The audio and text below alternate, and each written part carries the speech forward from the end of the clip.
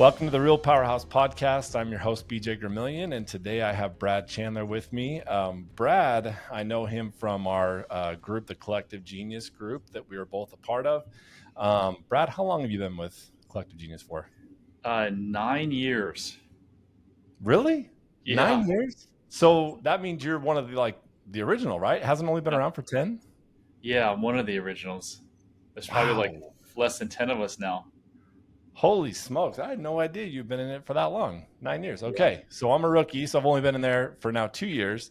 But I love the Collective Genius because I get to meet people like Brad. And there's so many others, like him, although everyone is unique in their own way. Something cool with Brad. I knew you really, I remember meeting you for the first time when I first joined the group. And really it was all about real estate and the typical conversations that you have with a lot of business owners that are doing what we do, fix and flip, wholesaling, all those things. And so a lot of the conversations were around that, but recently you've pivoted quite a bit away from the focusing so much of your energy and time on real estate, and now it's gone into your coaching business. And so maybe if you don't mind, fill us in on kind of what you're doing there and what was the reason behind making that pivot and that change. Yeah. So I've dedicated the rest of my life to helping people end their suffering, whatever it is. If they drink too much, eat too much, they're in a shitty relationship, they have depression, anxiety, um, just not living living their best life. I went through a major life transformation in the last couple of years, and it all started trying to get my son help for anxiety, which I was a cause of, and his mother was a cause of. So if you have kids with behavioral issues or problems, and you want to know what the cause of them is, you may want to grab your spouse and go run in the bathroom and look right in the mirror, because it's likely that you're a cause of the kids' behavioral problems. Behavioral problems, I don't like that word. Anxiety is not a behavioral problem. There's a better word for that. But behavioral problems, if your kids are acting out, there's only one reason kids act out. It's because they lack connection with an adult, with a parent. So anyway, I got into that 2.5 years ago. My life changed so profoundly, BJ, that I'm like, I have got to give this gift to other people. And these last 2.5 years have been far and away the best 2 years of my life. I've changed in every area of my life. I don't drink anymore. I don't smoke weed anymore. I'm in the best shape of my life, in a good relationship. Business is humming. I flipped 256 houses last year. I work an hour a week in that business. So life is just so beautiful. Guys, you got to stop right there and rewind. Like what he just said is incredible. In fact, that's what stood out to me at our last event. And I was like, look, I got to get Brad on the podcast here because you just mentioned that you have flipped or wholesaled 256 homes, and yet you're only spending minimal time every week, an hour or two per week in that business. And so how on earth are you able to do something like that? So I'm not a great systems guy. I'm a visionary. I'm not an integrator. I've got a great ideas, and I'm not super great at implementing them.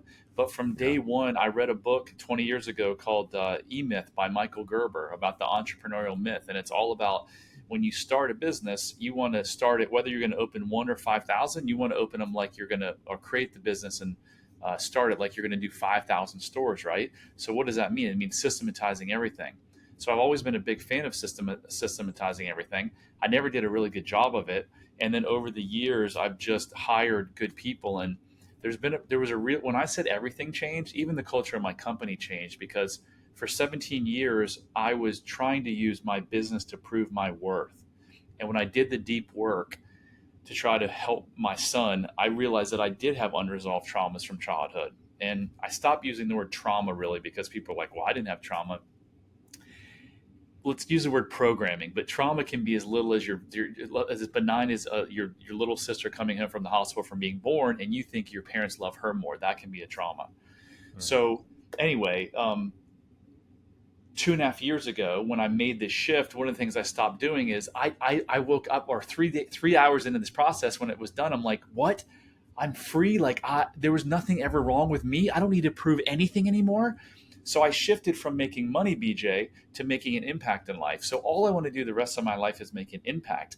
And when you can focus on impact and not making money for the sake of making yourself feel better, the money comes more than when you focused on the money. So that's all I'm focused on now. And my culture has changed. I'm not attracting people who it's just about money, money, money, money, money. I'm attracting people that want to make an impact. So we've got a great management team in place that runs the company without me. The only hour I spend in the company is just our weekly scrum where I get on a Zoom call and just hear the numbers. Man, that's so great. Yeah, have you ever read the book Go Giver, The Go Giver? I don't know if I know it intimately because I've heard so many people talk about it, but I don't know. I've read 45, 50 books in the last 2.5 years. Yeah. Definitely didn't read it in the last 2.5 years. I can't remember if I read it before that. Oh man, yeah. So it's just funny that that popped in my head as you were saying that, because I think when you talk about how when it stops becoming the focus, when you're stopped, so concerned with the money and making that, it's so interesting that when you have your priorities in line and you're focused on helping other people and giving, you cannot help but for every, it's like every minute that you give, you're getting, in return 10x, right? And it doesn't make any sense. It's similar to, like in our church, we pay tithing, right? And so I think a lot of people have struggled with the idea of, holy smokes, like 10% is a lot of money going out the door. And why would you ever do that? Because, whatever, like for different reasons. And I understand that it doesn't make sense. But every time that I pay my tithing for whatever reason, it keeps coming back, tenfold. And it's I've similar heard to, that over and over and over again, by the way. really. Well, And and and it's not like a new thing, right? It's not like obviously, any of us are the first one to think of that. And I've also heard, like Warren Buffett and a lot of these other guys that, have made it and have all this money and they're trying to give away all their wealth, but yet as they're doing that, they keep making more and more money. It's such a funny thing. So anyways, that just made me think about that as you were sharing that. But I imagine going from, I don't know how long it took you to be able to completely step out of the business and trust your people, to get to that point where really you only realize you need to be there for an hour. Did that take time to figure out, or did you just make the decision, you had the right people in place and you're like, okay, sink or swim, I'm out? Like how did that work?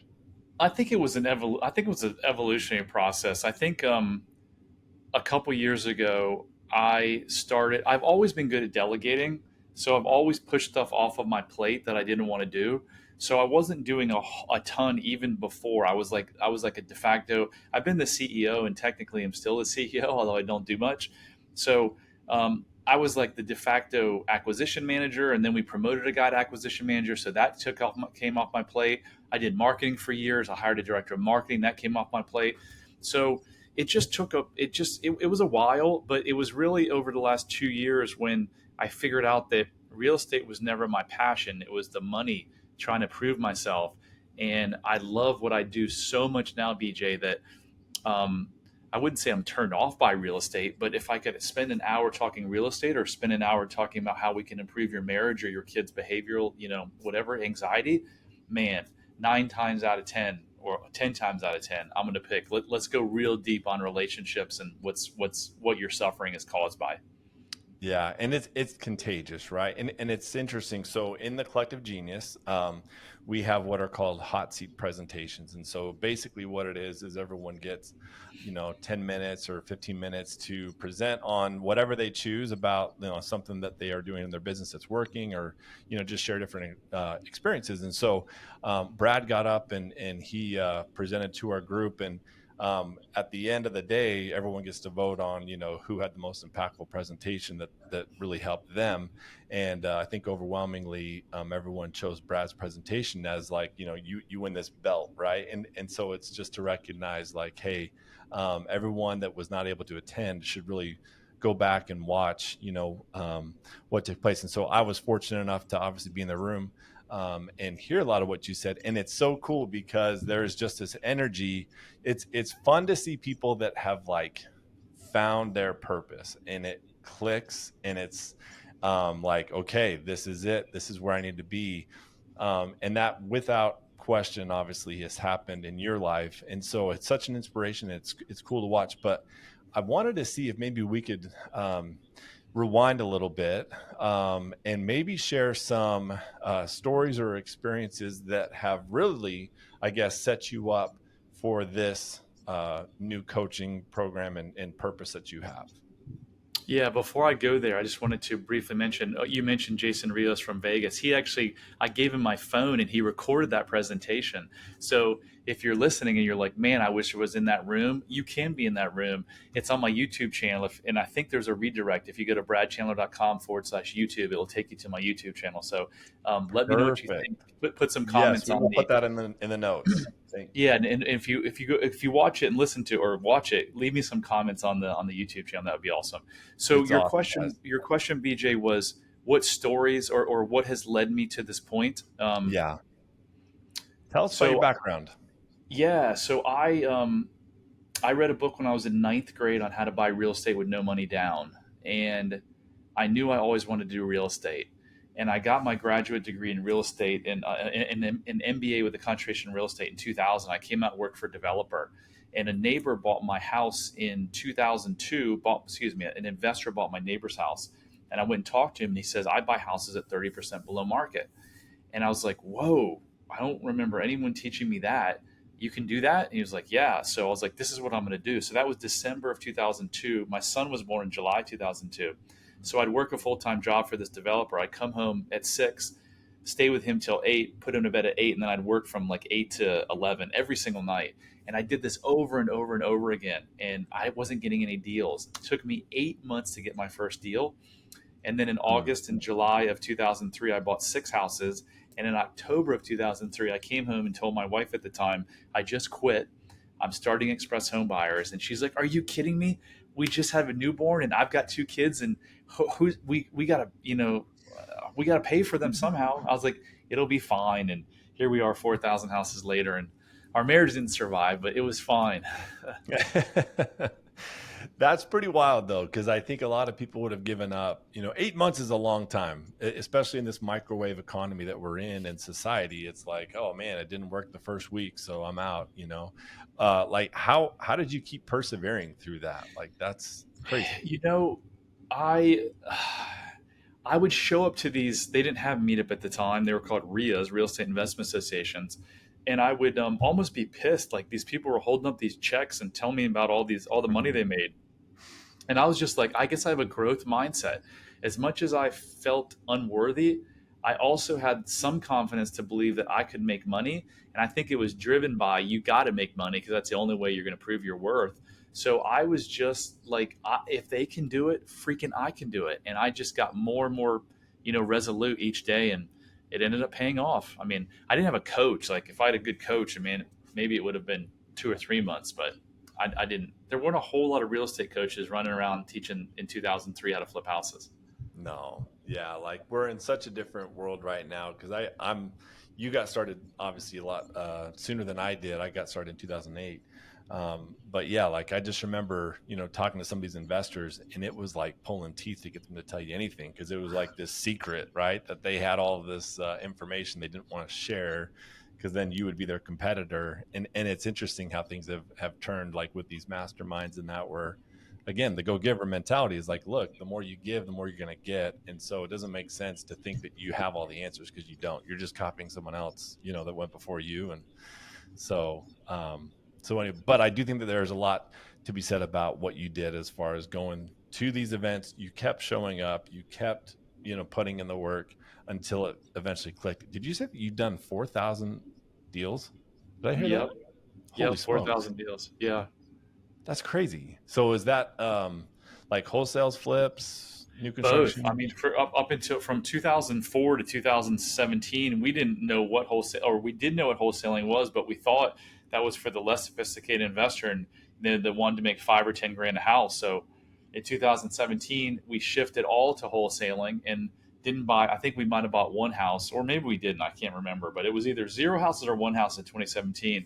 And then we started looking in like 19 and 20, like, hey, we're flipping these houses to a real estate investor and they're making like 80 or 90 grand, and we didn't have the enough volume to be like, hey, we can leave 80 grand on the table. So we started rehabbing, and so now we do a mix of probably 50-60%, maybe 70% wholesale, and the rest we do rehab. Okay.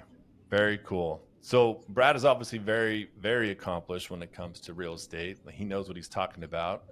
Clearly, if you can't just fall into doing 4,000 plus deals, right, without knowing a thing or two. So that's cool. But the other thing that I want to get into is obviously your passion now, and kind of, I guess, what brought about that change. I know that you mentioned, that a couple of years ago it clicked and you were like, hey, I want to change this. But as you started on this journey of, I guess, self-discovery and trying to figure out yourself and figure out the anxiety issues, I guess, that you had with that your son had, what did you discover? And what are you now, I guess, sharing with the world or whoever is able to listen? Yeah, the crazy thing is, BJ, I wasn't out looking for help. Like if we were having this podcast 3 years ago and you're like, hey Brad, do you love yourself? I'd have been like, hell yeah. Brad, do you have a lot of self-esteem? Hell yeah. Brad, do you care about what other people think? No way. Yeah. All of those were lies looking back. I did care what other people thought about me. I was afraid of being judged. I did not love myself, and my self-esteem wasn't that high. I came off as being, so a lot of people will go looking for help, and then there's a whole huge subset of people that are like, I don't need help, I'm good. But all you have to do is you have just to look at your past. And so I look at my past now, two marriages that didn't work out, the use of weed, the use of alcohol to feel better in social settings. I made 5 business mistakes that cost me $9 million. I mean, I could go on and on. I ate like shit sometimes. Um, so what I did is I created, again, if you'd asked me 3 years ago, self love, I've been like, that's woo, that stuff is silly. Yeah, I love myself. So I Yeah. created this quiz basically with me in mind, that if 3 years ago, if I'd have heard this podcast and been like, I got my stuff together and my life together, I could have gone and taken this 3 minute quiz, 12 questions. So it's at bradchandler.com/quiz, and it will tell you kind of your level of self esteem and self love. Um, so I wasn't looking for it. I was trying to help my son, and I talked to a performance coach, and she's like, "You may have some unresolved childhood trauma that's affecting your life and your son. Do you want to come and help? Come and do a weekend with us at this retreat?" And I said, "Of course, I'll do anything. I've tried everything with my son. I tried drugs. I tried therapist. I tried psychologist. Nothing worked." And so I went and talked with them, and we basically went through this exercise where we looked at things from my childhood, scenes from my childhood where I felt that I lacked control or had some type of stress or trauma. And we figured out the stories that I told myself around those events. The trauma isn't the actual event, that's a traumatic event. The trauma is what you tell yourself. And there's very few people I've met in life that didn't have some type of stressful event as a child where they wrapped a story around it, exactly what their brain should have done to be able to justify why that bad thing was happening to them. That gets put deeply in your subconscious brain, and if you don't do the work, that subconscious brain controls 95% of your behavior on a daily basis. So you're fighting with your wife, you're coming home drinking 3 glasses of wine, your business is in chaos, you're overweight, you shop too much. I mean, it goes on and on and on. All of those are signs that you lack this self love based on something, based on that story that's buried deep inside you. So we basically found the story, reversed the story, and here I am, like as free as ever. I found freedom. I used to think you found freedom in money. You don't find freedom in money. Ask all the people who were deceased who had more money than they know what to do, and they took their own lives. You don't find freedom in money. You find freedom in one place, and that's through self love and self compassion. Wow. Okay, a lot to unpack there. How long did it take for you to I guess unpack that and figure out, oh, that's it. That's what it was this whole time. What did that process look like for you? How long did that take? 3 freaking hours, BJ. I'd gone to 3 decades of counseling and therapy. I went to 50 plus different marriage counseling sessions. And in 3 hours of work, I got 100 times more than I did out of all those sessions over 30 years. Whoa. Okay, so I think there's a lot of people out there that are going to say, okay, I've been doing this therapy thing. It has been working. I have family, I have friends that are, on drugs, for depression, anxiety, like all these different things. And obviously it's crazy. Like it's prevalent, I would say. I don't know what the statistics are, but I imagine 30%. 30% 30%. of Okay. 30% of Americans are on an antidepressant or an anti-anxiety drug. That is Wow. insane. That's so crazy. So yeah, I mean, like how does that happen? How are you able to do it in 3 hours? Like that's crazy. Yeah, and the ironic thing is now in my practice, it's between 3 to 5 hours when the people have this massive shift. It's because BJ, every single problem in your life comes down to a thinking problem. Hmm. The thinking, the flawed thinking, comes from those stories that wrap themselves around you when you go through those stressful events as a kid. Why does someone have depression or anxiety? No one is born with depression and anxiety. Despite what some doctors say, there's plenty of doctors, and the real fact is you're not born with any of this stuff, any of it. It's all learned behavior through your childhood. So if you learned it, you can unlearn it. So if you got programmed, you can get unprogrammed. That's all we do is we go back, we through hypnosis we access the subconscious mind that rules your behavior, that knows the source of all of your problems. We figure out what those scenes were in your childhood. We figure out what the stories you told, and then we tell a different story. We tell the truth. You cannot suffer if you live in the truth. Most suffering in this world is self-inflicted by our thoughts, and those thoughts are untruths. Hmm. Okay, so hypnosis. Are you able to do that in a virtual setting like this, or do they have to be there in person? Like, how does that work? I'm not No, it's familiar with all how it it, it's works. all virtual. I mean, since COVID started, I'm going to take a guess. I mean, there's probably been tens of thousands, if not hundreds of thousands, of hypnosis sessions done, and it works remarkably well. It works great. Wow. Okay, so you have found that okay, hypnosis is where it starts. That's where you got to figure out okay, where's the pain points, go back in your history. And I imagine you're asking them a bunch of questions to somehow unlock because I would imagine the subconscious has got to be very guarded. It's very good at its job of protecting itself. So how are you able to, I guess, break through that barrier and open up the door?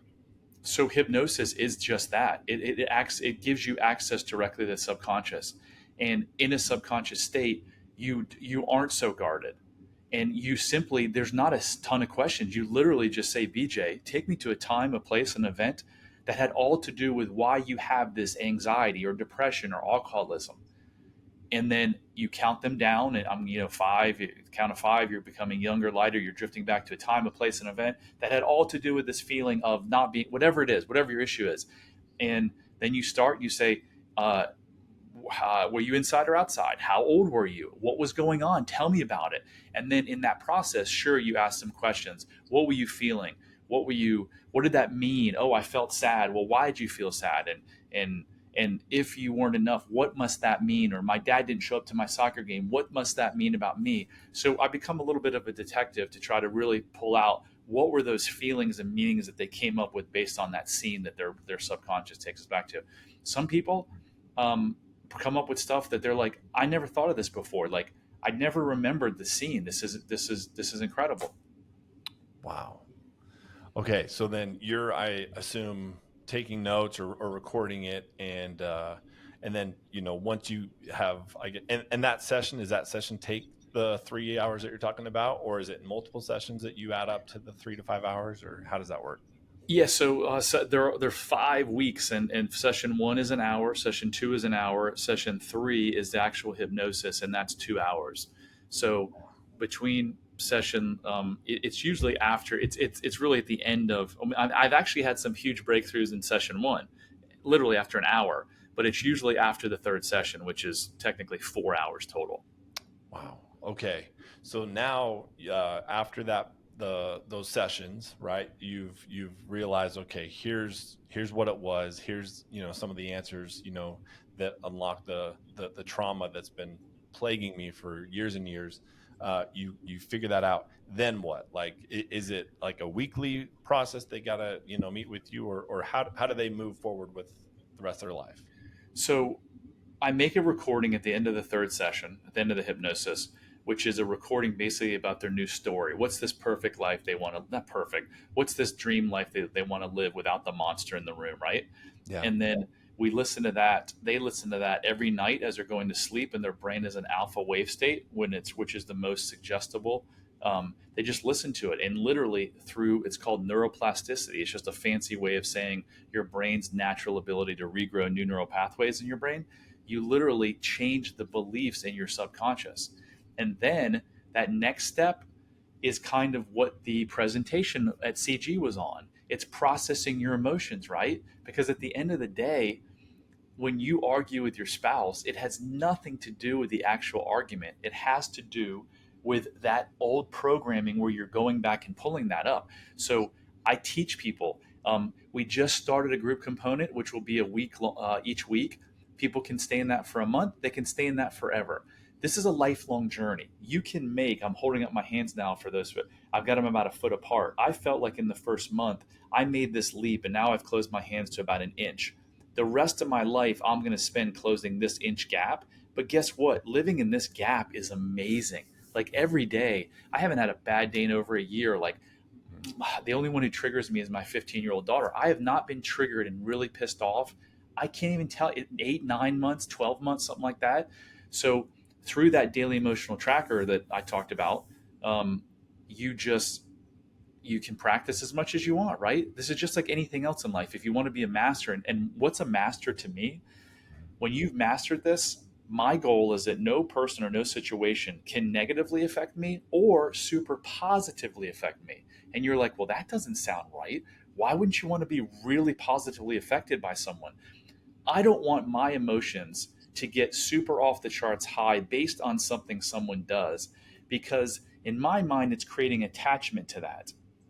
And then if that goes away, am I gonna go right back down? So when I think about my past, when my second divorce happened, I went out and I dated a bunch of girls, and I uh, some of these women I was just like, oh my, I was so excited about. Looking back, why did I get so excited? Because my subconscious was saying, this person might be able to fix your trauma. And the irony was they were very similar to the people who created my trauma. That's what our subconscious brain does, because they want to keep us in the familiar. So that's how you that if you talk about how to master life, in my opinion, it's to love yourself and get to a point where no one can negatively or positively affect you. And let's just say negatively affect you, because I think more people resonate with that. Can you imagine living a life like that, BJ? When No. I heard this for the first time, the gentleman who took me through my transformation, he told me this. I looked at him like he was crazy. Now, 2.5 years later, I'm way more closer to what he said, and I'm like, this is possible. Like, this is possible, and it's possible for everybody. Wow. Now, okay.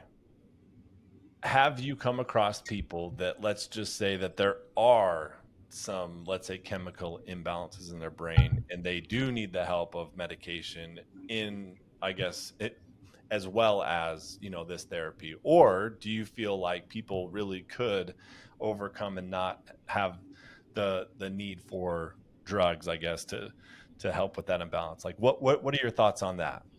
So I personally haven't taken on a case that was so extreme that Hmm. I couldn't get through to them. Wow. Through the thousands of hours that I've studied and studied under some of the best in this business, I am a believer that medication is good for certain people who are in such a bad place that they can't even be open to the thought of change. But in general, for most of the population, I think that drugs are a complete waste of time. If you look at read Tony Robbins' book, Paxil, the most given antidepressant in the last 100 years, probably, it's got the same effectiveness as a placebo. If you want to Wow. read an amazing book by Joe Dispenza, it's called The Placebo Effect. Our mind can literally recreate any any like a anything that a drug could give you. Your human mind could do it. So I Hmm. think a lot of Western medicine is really great at diagnosing, labeling, and then giving drugs. Yeah. And drugs, the only way that you truly solve physical or emotional pain is to go to the source of it. So you have a back pain, you go to a doctor and they're like, they want to fuse your back, or they want to, basically do surgery on your back. Well, if they don't figure out why your back was crooked in the first place, guess what? 6 months later, you're going to be back on the operating table. It's the same thing with mental. You got to go to the source. So we go to the source. We go to the subconscious brain and say, hey, what was the cause of this? Because we know you weren't born with this. Hmm. Man, It's that's crazy. It's like, uh, why don't you hear this more? Guess what? There's not a lot of money in it. Like there's I'm yep. not prescribing any drugs. I'm not trying to get you to come back to me every week for the next 10 years. No, I want to give you the tools so that you become your own coach and therapist. Wow, that's so cool. Now, have you ever heard of the Miracle Morning? Um, Yep. Okay, so he has this philosophy, and I'm curious if it's similar to yours, where because he went through a lot of different struggles in life, big things. He had a car accident when he was young, and it totally threw his world for a loop. And then he also had cancer and some other things. And so his thing was, hey, I will not allow anything to bother. Like I will allow something negative, like I'll process it, but I will not give it place in my brain for longer than I think he said like 5 minutes, and that's like tops for him. And then after that, he moves on and he's like, okay, it's behind me, move on, forget about it. So is that similar to how you approach things? Because I know you said, hey, look, I haven't had a bad day. So what does that mean for you? And is it similar, I guess, to that, where obviously bad things still happen to you. So how are you able to adapt and adjust? So, like nothing like negative. There's no space in my life for negative. I stopped watching the news 2 years ago. I Hmm. went to look at the forecast the other day, and the top story was the worst child abuse that this judge had seen in his 25 years on the bench. And immediately turned it off. I'm like, this is why I don't watch the news. So I don't hang around with negative people. If I'm out and people are talking negative, like I just extract myself from the situation. So I don't clog my brain with negative stuff at all. Hmm. You asked, I was going to tell a good follow up, and I completely lost my train of thought. Um, oh, bad things. You were like, you Yeah. said bad things still happen to you. Well, Mhm. BJ, how do you know if something's bad? My second wife, in the middle of COVID, woke up one morning and said, "I'm done," and Hmm. 7 days later, pulled up a moving truck and pulled her stuff out and left. I thought it was terrible. Looking back, it was one of the better things that's ever happened to me because it allowed me to go through this process of change, become closer to my kids, make this huge life transformation. So nothing bad happens to me because how do you know it's bad? Let's say I go down right now to get in my car to go home for the evening and my tire's flat. Is that bad? What if it wasn't flat and I turned onto the main road and a tractor trailer hit me? Hmm. So I don't see as anything as bad anymore. I just let the universe happen. And I always say this is happening for me. And life is always happening for us. Wow. That's so And cool. Yeah. and by the way, guys, you get to live the same exact life. You get to choose every day. Are you going to wake up and have a good day, or is today a bad day? You can choose never to have a bad day as long as you live as well. Now, someone might say, well, what if your daughter dies? Is that a bad day? It's not a good day, but if you're a believer in God in the afterlife, like maybe her story was written in such a way that that's what was supposed to happen.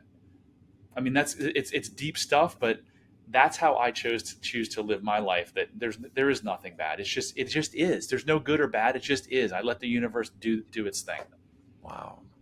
I love that you've arrived to that place, and I'm sure there's so many listening right now that are wishing that they could figure out a way to get there. And so this is why I love bringing people like you on, because we don't have to suffer, like that. There are resources out there. There are people that are out there ready and willing with the knowledge to help us hopefully get through some of those, rough patches that all of us go through. It's funny, as you're talking, Brad, I think about uh, you know one of the questions that I ask everyone, and we'll get to this with you. I'm going to go ahead and answer the way I would, beforehand. But I always ask people, what was the biggest growth year for them? And so for me, I always go back to 2022 because, as you know, in real estate, we went through a pretty heavy recession. I know that the rest of the economy didn't necessarily go through a recession similar to how ours was, but for me, it was pretty massive. It was a big disruptor. A lot of things changed in our business, and so, anyways, I spent a long time. In fact, I look back at our summer last year, and what an unfortunate waste of time that I gave so much of my energy and frustration to what was happening at the time to me, right? Like I was like, why is this happening? And this is so frustrating. This is so horrible. I don't deserve this, and all this kind of stuff. And I wasted a lot of good time with my family just in that mental space of just constantly thinking about myself. And so I love talking to, I think the biggest thing that a lot of us need to recognize and do in our life, if we haven't already, is you got to look at the people surrounding you. And what you just said about like you're feeding your brain good things and not constantly giving it crap, from the news and from other people, that's a big deal. And I don't know if we, I guess, realize that enough. And so for me at least, it was like, hey, you probably need to focus a little bit more on, like who you're surrounding yourself with. Are they positive influences and those kind of things? Not that I had anyone necessarily negative, but there was room for improvement. And so that was a big growth year for me. And I look back on that, I'm like, that was the best thing that could have ever happened to me. And I imagine that was similar to how you were with your wife in that scenario where I'm sure that you were like, what the heck, and is that right around the time, by the way, that it clicked for you, that when you decided to, go down this road? So that was April of 2020, and I had my intensive or my transformation in February of 2021. Okay. So it was a number of months later. Okay. So cool, man. This was great. And I knew it would be, I had no doubt you would bring the heat. So appreciate all the insight. So I do want to actually, yeah, like I'll always end the podcast with 3 questions.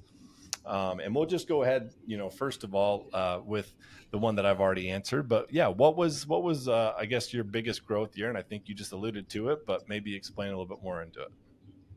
Yeah, 2021. I say I was literally and figuratively born again, and not in a religious sense, in a spiritual. And I am a different human being on every single level of my life. Yeah. And my life has never been better. And I cannot wait to see what the future holds because I found something. I didn't know what my passion and purpose was for 47 years. I got into real estate and I was just like, okay, I'm making money. I lose a lot of money. Uh, and the reason is because I was in fight or flight. I was stuck in this childhood programming. And as soon as I killed that proverbial lion that was chasing me, I was able to look around and be like, oh, this is why God put me here on this planet. So I am free. I'm doing exactly what I want to do. And I know that for the rest of my life, I'm going to live to be 110. I'm manifesting that. And I eat and I exercise all the time. So 110, here we come. And for the next 60 years, all I'm going to do is try to make the biggest impact I can on this earth. I wake up every day just like, this is freaking awesome. Man, that's awesome. Cool. And you Great can do the answer. same. Whoever's listening, you can do the same. Absolutely. And I will attest to it because I've known, Brad, for the last 2.5 years. And I really have, and I'm not the only one, obviously. I think everyone that's in Collective Genius will say the same thing. Like he's a different cat than what he was, prior to this. And so, yeah, I mean, clearly it's possible. Work for you, right? And any of us can do the same. So thank you for sharing that. Okay, yeah. What's you read a lot of books, and so I'm curious to hear this answer. But of all the books that you've read in the last year and podcasts, what is one or two that have really impacted you? Uh, So I'm going to go on the spiritual side, not the business. I can throw out a Love it. business. I'll throw out three. The Way to Love by Anthony DeMello Mm, is the top book I've read out of the last 45 or 50. And then second to that is Radical Acceptance by Tara Brach, Tara. And then for business books, Ray Dalio Principles is pretty amazing. love it. Yeah, I've obviously read Ray's book, but I've not heard those other two, and so I want to look into that. So awesome. Okay. What was the third question is, if you were able to go back, and again, I think I probably know the answer to this, but interested to hear your take on it. If you were to go back, 10 years prior, knowing what you know now, what is maybe one or two big pieces of advice that you would give yourself, knowing now what you know?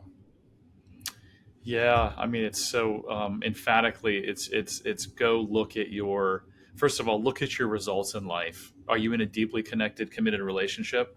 Um, do you have self-destructive behaviors? Are you constantly triggered or in a negative state, or do you always have to be right?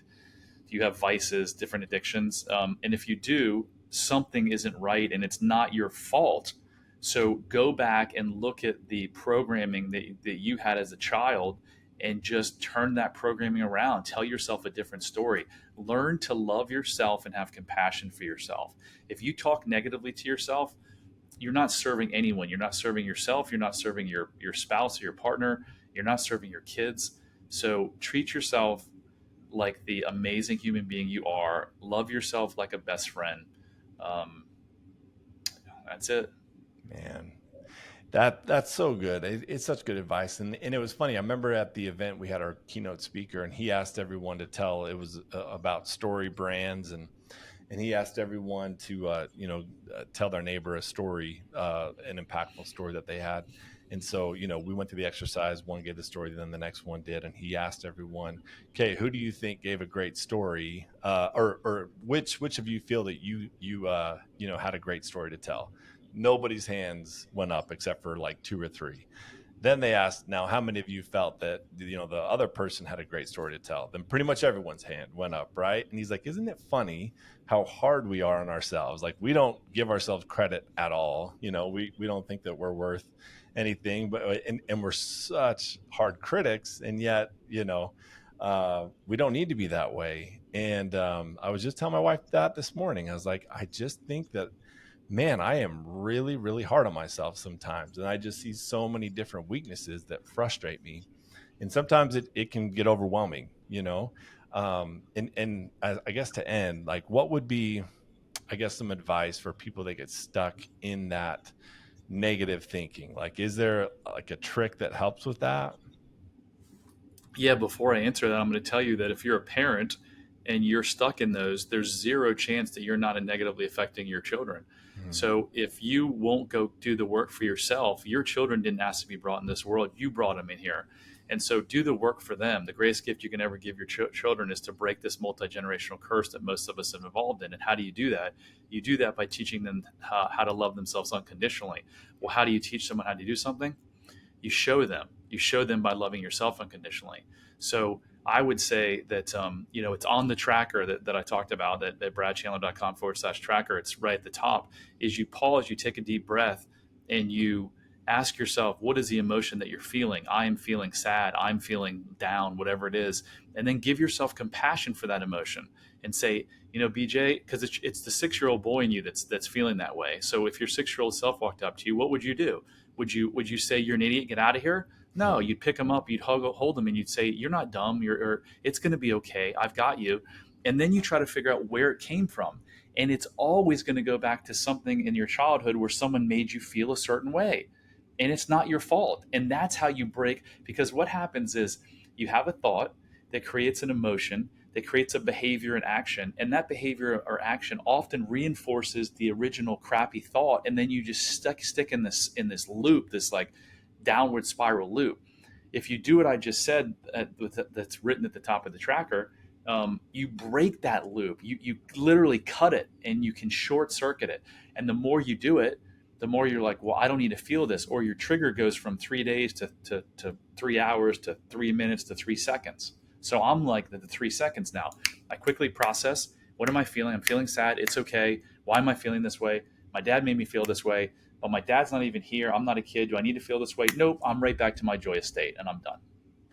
Wow. So you're not spending 5 minutes, you're spending like 5 seconds, Seconds. and you're Seconds. able, but it obviously took time to train Yeah. yourself to Yep. figure that out. And guys, I think and I love that that's how the podcast will end is on that note. Cause I feel like that's a universal problem. I don't think that, and it doesn't matter what nationality you are, gender, whatever.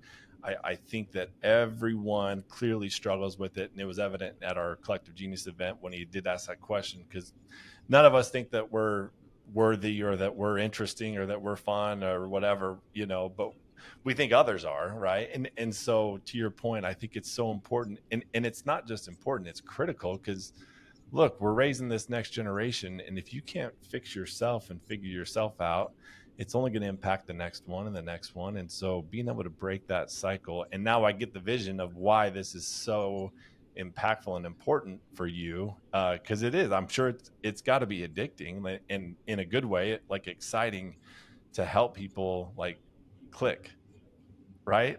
I mean, just to kind Yeah. of figure out like, oh, it doesn't have to be miserable. Like it actually can be good, you know? I don't know.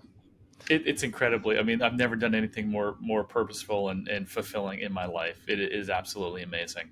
So if you have kids, do yourself a favor. Go take my quiz right now, bradchandler.com/quiz. And if you score lack of self love or mild self love, I promise you're affecting your kids. So do it for them. Awesome. Well, he just yeah, told everyone where to go. So normally I'll ask people, yeah, where can they find you? And I think that that's very evident. We'll also put it in the show notes. We'll share it on social media, and just make sure that, and hopefully, yeah, hopefully someone listening right now is impacted enough to take that step and go on his site and put in the work, to improve their life. And like you said, it could be as short as 3 to 5 hours, that can completely impact and turn your life around. So you've sold me on that. That sounds much better than every week going into counseling and taking drugs. So I mean, it's worth a shot, right? I mean, what you don't have a whole lot to lose if you're in a miserable state of mind. Like, why not? You know, try that out. So, anyways, this has been awesome, Brad. I appreciate you coming on. Any last words of wisdom or anything else you want to, I guess, mention before we wrap this up? I mean, life is supposed to be joyous. It's supposed to be filled with love and joy, despite what you think. It is supposed to be filled with love and joy. And if you're not there and you think, I'll never get there, it's just a lie you're telling yourself. And the reason you're there is because the lies you tell yourself that got you there, right? You don't have to suffer. You don't have to suffer another day, another week, another year. Life is really freaking short, and it should be beautiful and full of joy. It should be. You should have a deeply connected, committed relationship with someone. And yeah, it's all possible. It's all possible. If I can do it, you can do it too. Awesome. Well, everyone, thanks for listening to the Real Powerhouse podcast. Again, this is Brad Chandler. Thank you. That was awesome.